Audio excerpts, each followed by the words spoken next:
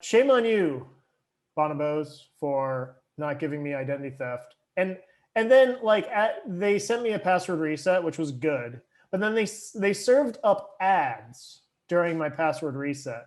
Like they offered me 15% off while I was resetting my password. I was like, guys, not the time, okay? Like I might buy something from you in the future, but while I'm resetting the password that you lost is not the time to advertise. Welcome to another episode of Bourbon and Breaches, where we cover one of our favorite bourbons and the top 5 most interesting data breaches from this last week. I'm Steve. Mike. Shu. I'm Nikki. Okay, great. Let's jump right into the bourbon. So for today, Shu will be doing the tasting. Shu, what do you have for us today? Yes, I have Balcones Texas Pot Still Bourbon. Hold that right up to the camera there. Right up to the camera, trying to not get the reflection. All right. They have an interesting story. They're based in Waco. They were started over 10 years ago now by this gentleman. His name is Chip Tate. Met him a few times.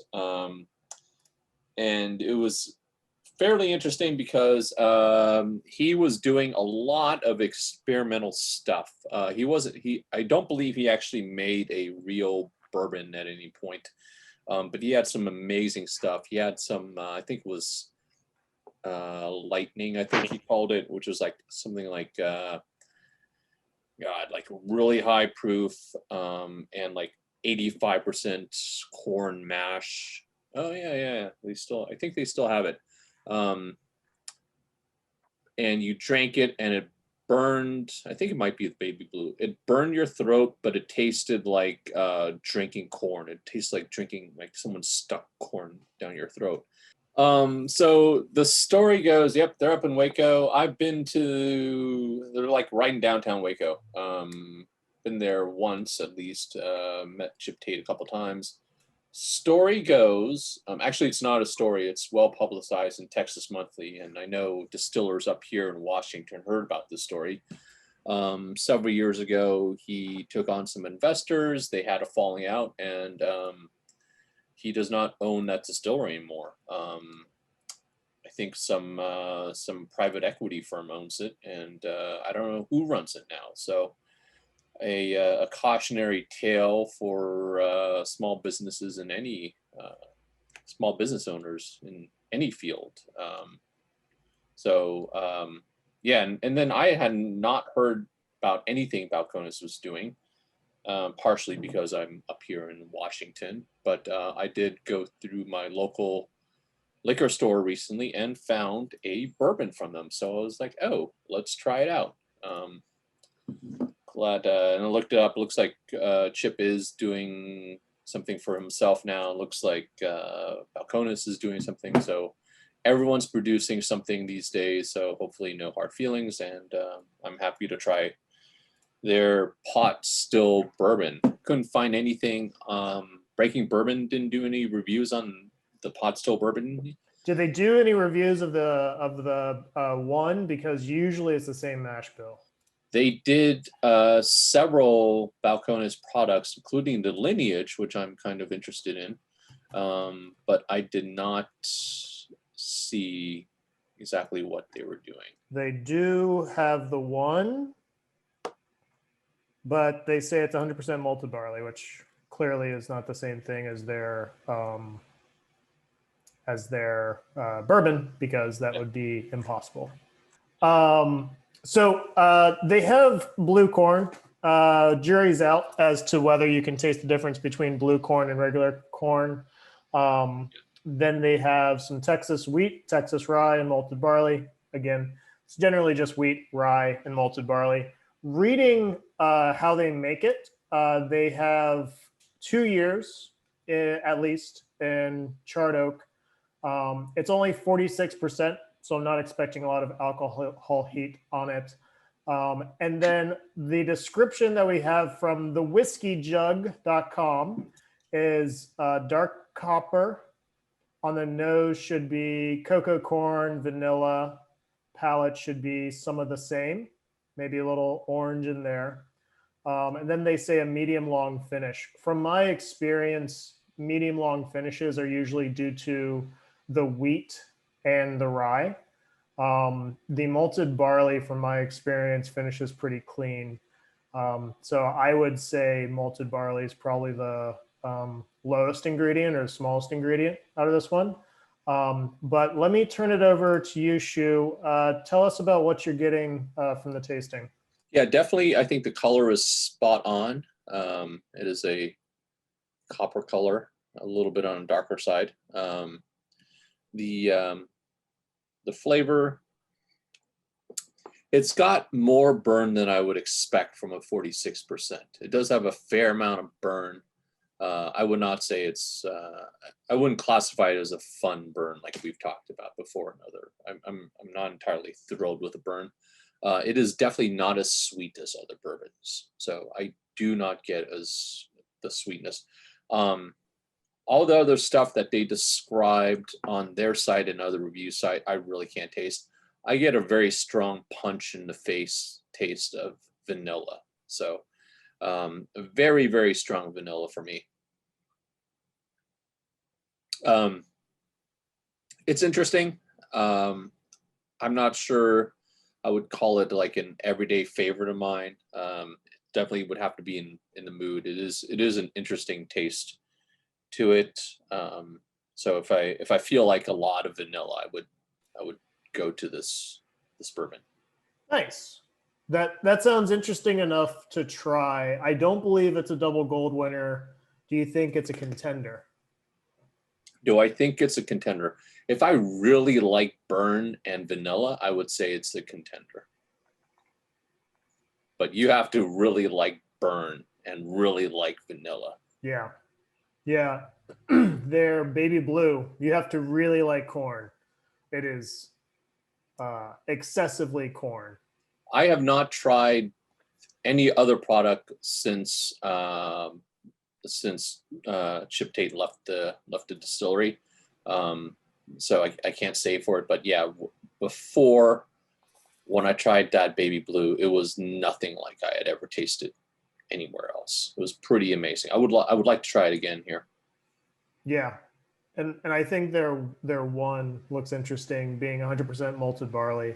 That sounds like they're doing some interesting and innovative things, not your normal bourbon. We're going to start off today. Breaking news. This one coming from Bleeping Computer, one of our friends, Lawrence Abrams.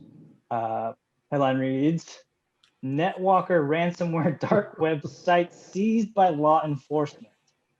I had been unaware of what everything is going on here. Can you guys fill me in? So I saw this earlier today. I was initially skeptical because the Netwalker ransomware site was like one page. So in my interpretation, the real headline was FBI takes down easily replaceable billboard for Netwalker. There was an update later today, though, that they actually charged a Canadian national, arrested, charged with running Netwalker, or at least profiting from Netwalker. So I've changed my mind. This is clearly an action against the ransomware gang. I'm surprised that Netwalker was being run out of Canada. And I also would be surprised if this is the only person a part of the gang. But I now think that this may be the first of many law enforcement actions in 2021 to try to take down ransomware. Ransomware is having a heyday. It's making tons of money. We're up to monitoring 22 different gangs. We just added Cuba. And then we added Ragnar Rock, which is not the same gang as Ragnar. So two gangs, very similar names. We added those recently. Lots of money going into ransomware. Maybe this is a sign that law enforcement's going to try to stem the tide, if you will. I think they were likely tipped off by the extremely polite ransom message and the fact that you could pay in Bitcoin or Tim Hortons rewards points. The dude was in Quebec. That's some nice poutine, some nice bagels up there. I agree. I think what's interesting is that, like you said initially, I was like, oh yeah, they just took down a site, big deal. Unless they took down the domain. If they take down the site, it'll delay them like a couple of days. If they take down the domain, it'll take them like maybe a week to recover. But they actually took a person, and in the past, what has happened is that when someone gets arrested with through law enforcement, ransomware gangs and actually hacking gangs in general do have a tendency to sing a lot. It's not like New Jersey mob, so I would bet a good amount of money that there's going to be more arrests made here. But is the rest of the gang in a country where this action is illegal, enforced, and extraditable?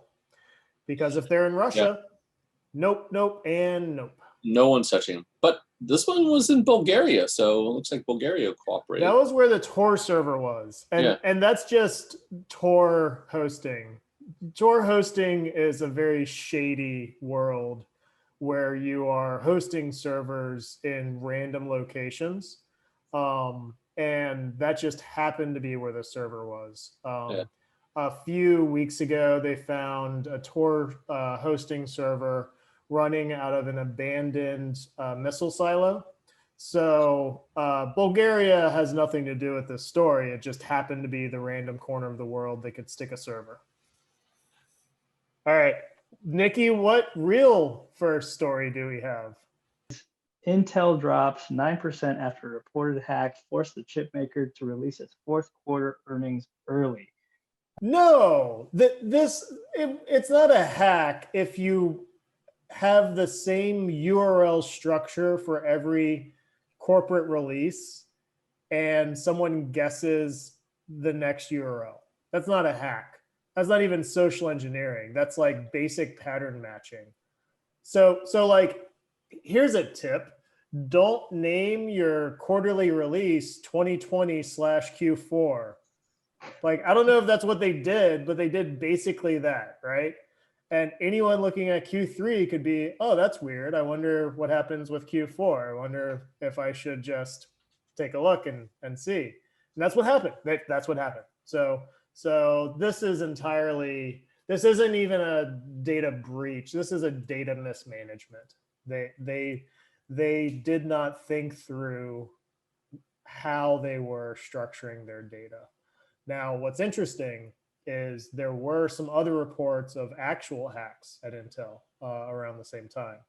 So, and then Intel's subsidiary, Habana Labs, not associated with Cuba ransomware, they did get hit by ransomware as well. So Intel's having a bit of a moment, and not in like a good way.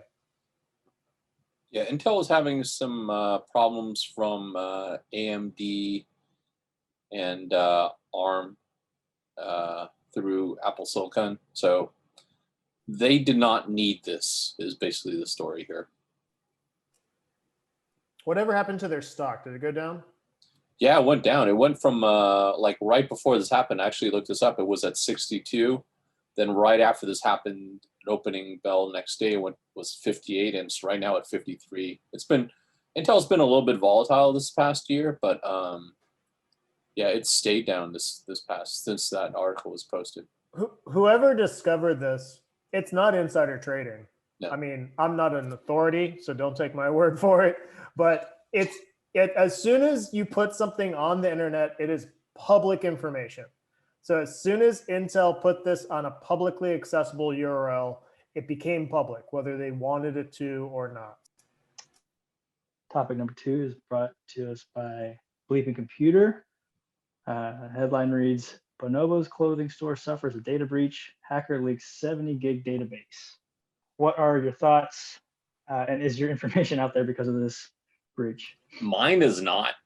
I'll leave it to the other two. So mine definitely is. We have all this data. I've looked at my own record.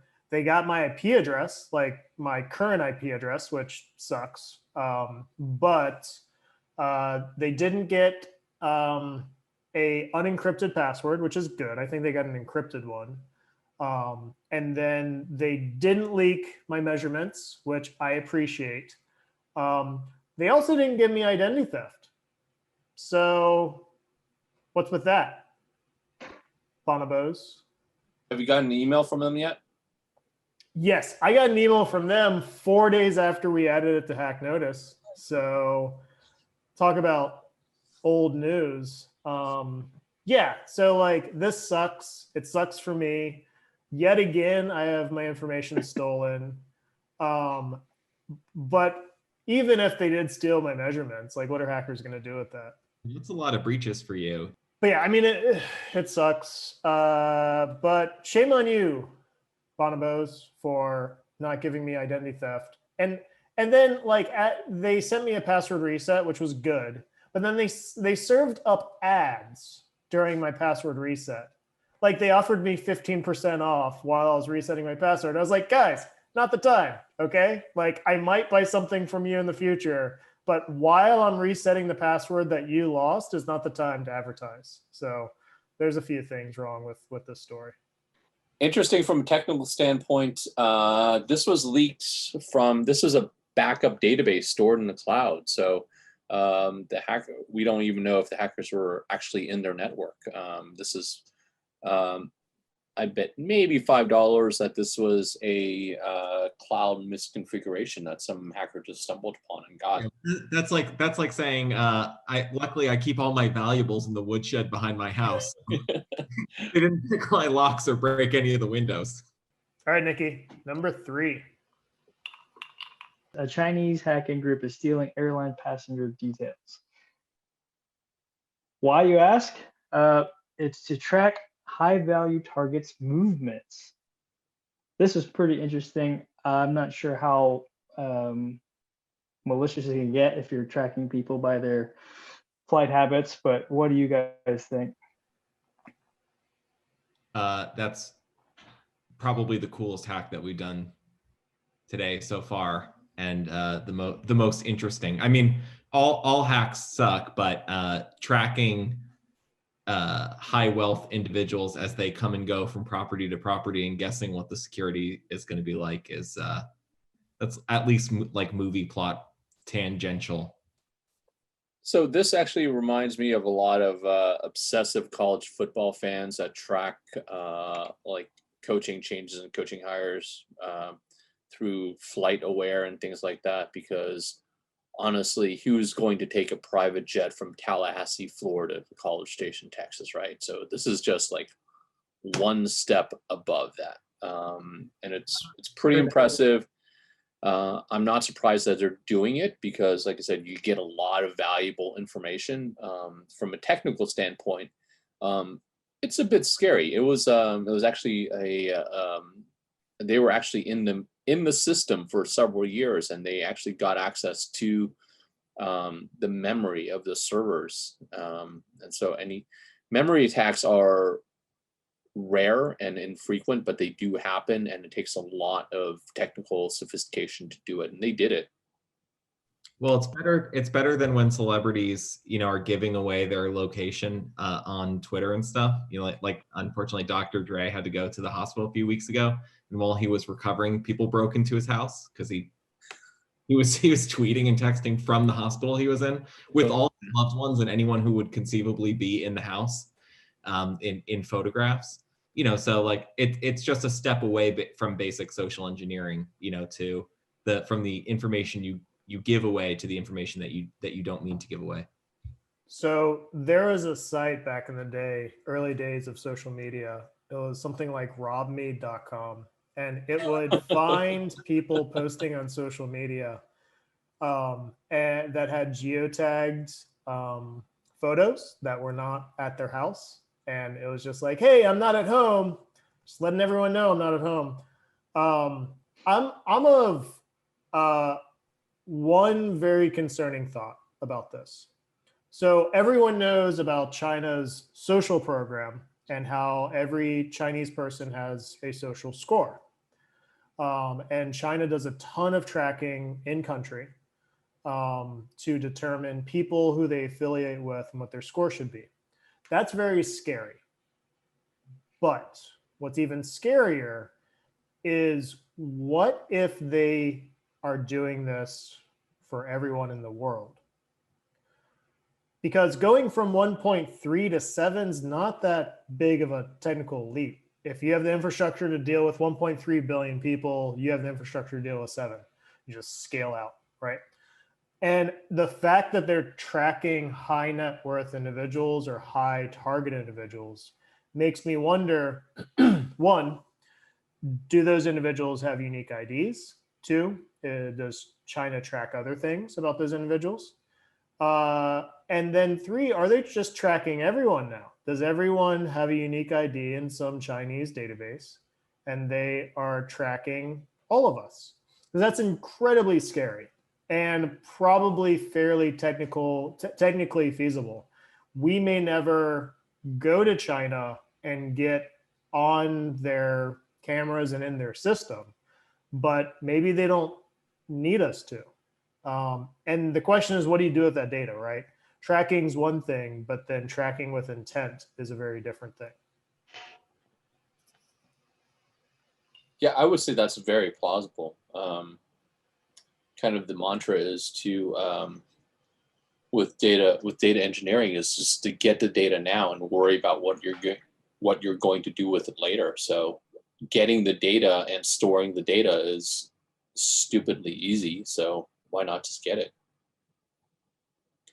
What I do find interesting with this story and the last one is that if you read the article, there was a link to analysis done. The entry point to this attack into flight tracking systems was credential stuffing. They found credentials leaked from another site. And so Bonobos, one of the things that a hacker did was basically crack as many passwords as possible from the Bonobos attack and try to use it at a different site. So there is definitely a connection here. Don't reuse your passwords. And if you're concerned about credential stuffing, go to hacknotice.com, where we can help prevent that as well. Also, we're tracking about 22 billion usernames and emails, specifically to prevent credential stuffing. So if you're a financial institution that's concerned about fraudulent logins and credential-based attacks, like the thing that a lot of people don't realize is solutions exist. Like we can predictively let you know which accounts are about to be taken over. So, all right, Nikki.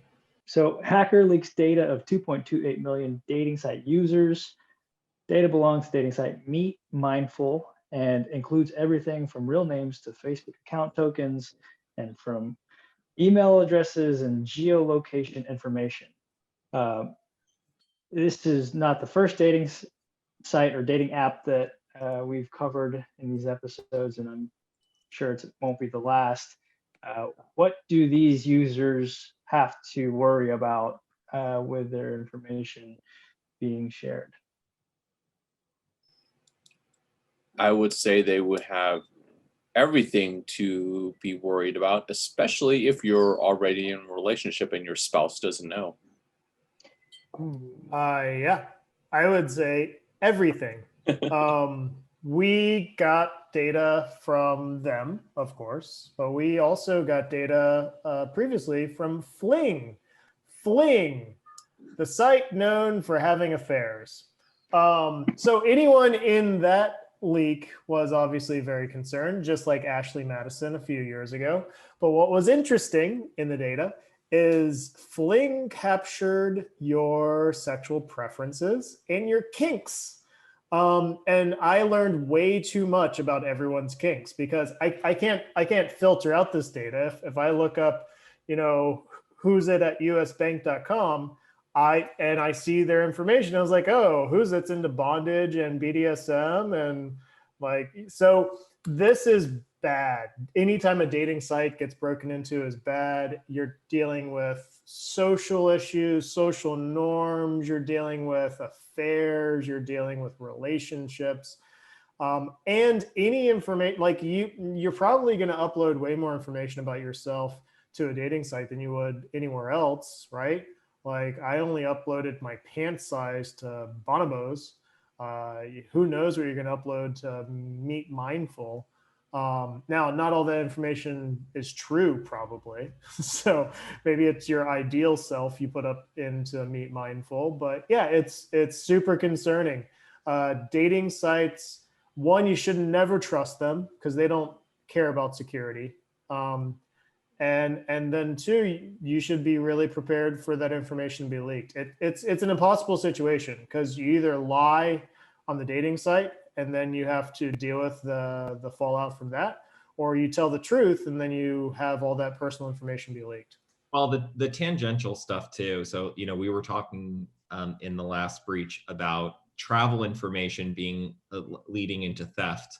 If this is any kind of sophisticated user agent that either has the type of software the phone is running, for example, or any other kind of versions, if you like downloaded the app or something in your user information, we've talked about SIM swapping and other kinds of attacks that bypass two-factor. Like you could have told somebody exactly what they need to SIM swap at your phone if they have any kind of version history. That's beyond like your pant size or anything else that they can use to blackmail you. Although blackmail is obviously the actual threat, there's probably something in that data worth taking a look at that could lead to some other kind of attack, especially if you gave away your phone number as well. This had lat long data. The attackers know where you live and where you use the app. So did Bonobos. So did Bonobos. So yeah, this had piggybacking on what you guys said. I mean, this comparatively was even less damaging because we know that a lot of these dating sites, they just rebrand their sites into different other sites. So we found, last time we talked about this, we found several different hacks of dating sites, but they were all from just one server and just rebranded as something else. So a lot of damaging info in this site, in this breach here. Moral of the story is stick with farmers only. Nikki, number 5. There we go. Former home security tech admits to hacking into customers' surveillance cameras. So this is happening in Dallas, Texas. A former security technician faces up to 5 years in prison after admitting to authorities that he repeatedly hacked into home video camera feeds. 1, ADT, shame on you. 2, homeowners who are letting an outside company have root access to their cameras, shame on you. And then don't put cameras in your bedroom. That's just dumb. Yeah, don't put cameras in your bedroom. And actually, if you do use an outside service like ADT or Nest or anything else, you should know what's happening here because this could have been pretty easily spotted if you actually found what users were found to your loud list. Sure, but even if you did, just for the sake of the argument, wouldn't you put it in the ceiling over the bed facing the door, right? You want to see who comes through the doorway. I'm just playing devil's advocate here. I'm trying to figure out who's adjusting the angle specifically so that it looks right at the bed and then is shocked that somebody would try to tap into that system to find them having sex with their partner. This has been an episode of Bourbon and Breaches. If you liked what you saw today, you're weird. But anyway, please like, subscribe, and comment. If you have any breaches that you'd like us to cover, please email us. If you have any bourbons you'd like us to cover, send them to Shu. He's somewhere in Seattle.